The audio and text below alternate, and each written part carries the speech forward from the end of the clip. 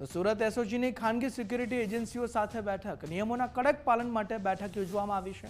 Police headquarter community હોલમાં બેઠક મળી. 190 સિક્યુરિટી એજન્સીઓ બેઠકમાં હાજર રહી.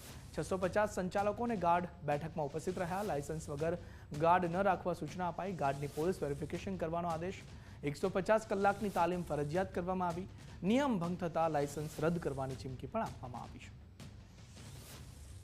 તાજેતરમાં જ અમદાવાદ શહેરના આનંદનગર પોસ્ટે વિસ્તારમાં પ્રાઇવેટ સિક્યુરિટી એજન્સીના ગાર્ડ દ્વારા એક દુષ્કર્મનો ગંભીર બનાવ બનેલો.